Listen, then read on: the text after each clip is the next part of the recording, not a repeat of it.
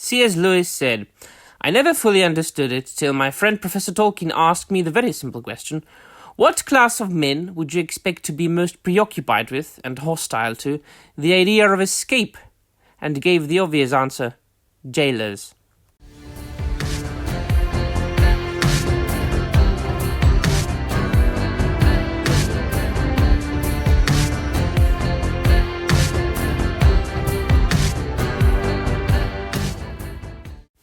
Wes, hi everybody, and welcome to another video. Once again, my dear friends, my fellow fantasy aficionados, my fiction friends, well, not fictional friends, although I think I might have these as well. What I meant is, my fellow fans of fiction!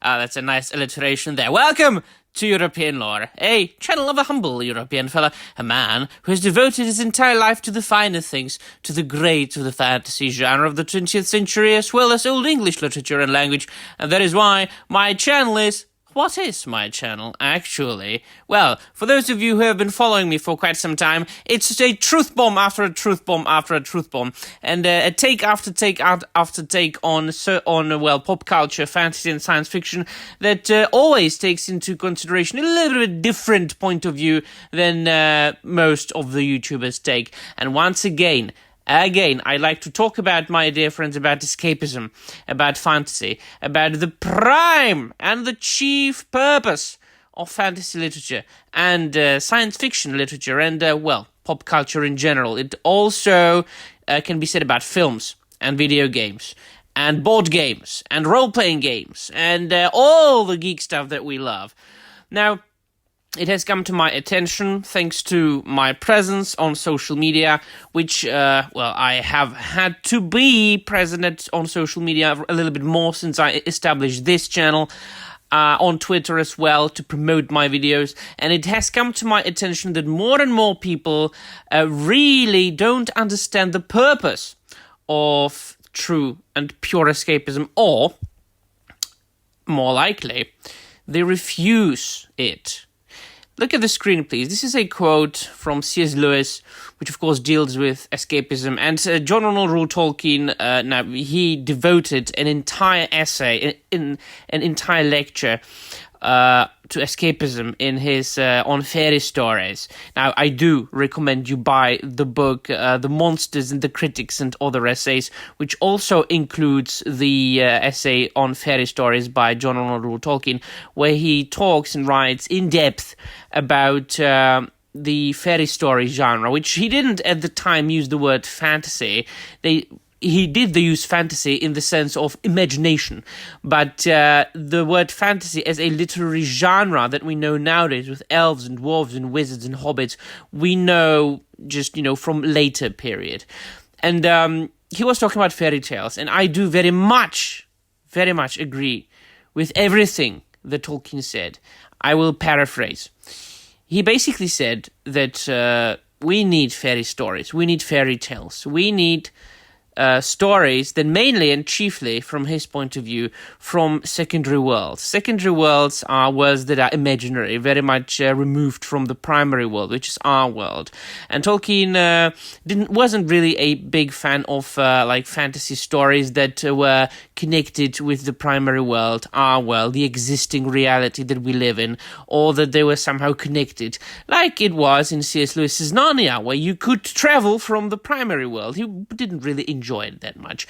And also there was a lot of allegory in C.S. Lewis's Narnia, like very clear, very obvious, on the nose allegory, especially to religion, which, Tolkien was a religious man, but he wasn't a fan of allegory in any sense. Now, of course, then many people will say, oh, but this, in The Lord of the Rings, he was inspired and influenced by... Yeah, do I have to say that for the millionth time? Inspiration and influence is something very much different than a very direct allegory or direct metaphor. It's something completely different. Of course, you are a writer, you write something, your entire yourself, your entire psyche, your entire subconscious, your entire conscious mind, your entire id will be reflected in the book. That is obvious. I don't think we have to delve into the obvious too much. What I'm talking about is that there have been a lot of people who have been trying to see each and every single fiction, a piece of fiction, as a crutch to push their own agendas, to push their own beliefs, to push their own social, political beliefs, or their own religious beliefs. There have been, for instance, there have been more and more people on my channel, in my comment section, praising Tolkien as some sort of religious character, personality. Absolutely ignoring his contribution to linguistics. And Tolkien, people don't credit him as much for this than they credit him for everything else. Tolkien was a tremendous contributor to the field of linguistics, both as far as, his research of historical languages like Old English, Old Norse, Finnish, his translations of Old English works and poems, his contribution to the English dictionary, his essays on various Old English poems like Beowulf, and Middle English poems like Sir Gawain and the Green Knight, and of course the making up of his own artificial languages like Sindarin and Quenya, which of course, for the creation of these artificial languages, he used his own knowledge and skills of the true primary world languages. But he used the skills that he had to create something non-existing, something new, something removed from reality, something very much different. Yes, those languages might have been inspired, and were very much so, by Finnish and other old languages, the historical version of Finnish, and the modern as well, but also Old English and Old Norse. But once again, it is important to distinguish between the primary world and the secondary world. And to get to the point of the video is, Tolkien very much believed in the idea of escapism, and that we read stories. Now, putting linguistics aside, we read stories, fantasy stories, fiction, fairy tales, to escape from reality. And very few people are capable of doing so to the full extent. A lot of people are enjoying stories, a lot of people are reading, but some people, and there are more and more of them, it seems to me, they are unable to turn off that primary world thinking. They are not being able to suspend their disbelief enough. And so, for instance, myself, I am a man of very strong values, of very strong beliefs in myself. I am what you could consider in today's world, from the point of view of today's religious person, for example, you could consider me to be an atheist. But it's not as easy as that. I'm not going to delve into that too much. I am able to read basically any good story, very well-written story, well-produced story, just as the story, and completely immerse myself in the story. Believe that I am inside of the story. Tolkien said that the rules of a secondary world are always true within that secondary world, and that we will never ever be able to immerse ourselves in the secondary world.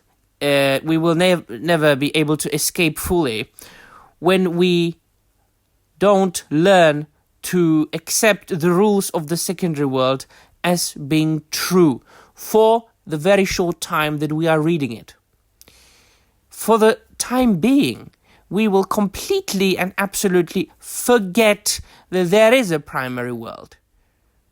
We will lose ourselves completely in the secondary world. We will see no connection between the primary and the secondary world. And what C.S. Lewis here says is very true, I think, that a lot of people don't like the idea of escapism because they want other people to think like they do. They want to persuade other people to believe in their own ideas, to accept their own point of view, and they are using fantasy to do so. Because it has come to my attention that a lot of those people who are unable to enjoy proper escapism, who always need to see something in fiction, who always need to talk about fiction, be it The Lord of the Rings, be it Star Trek, Doctor Who, be it Star Wars, whatever. They always need to compare it to something of the primary from the primary world. They always have to say, yeah, but this represents that, and according to this, and this has always been like leftist. And why? Why do you have to say that Star Trek has always been leftist? Does it really matter? Does it really matter in the end? It might matter to you, but it doesn't bloody hell matter to me. I can watch an entire season 2, 3, 4 of Star Trek The Next Generation on its own as it is and enjoy a science fiction TV show for what it is, a very well made show. So it has come to my attention that most of those people who are doing this are extremists of one kind or another. They are either socio-political extremists from the right or from the left, it doesn't matter, or they are religious zealots, religious extremists as well, and it doesn't matter what religion they believe in.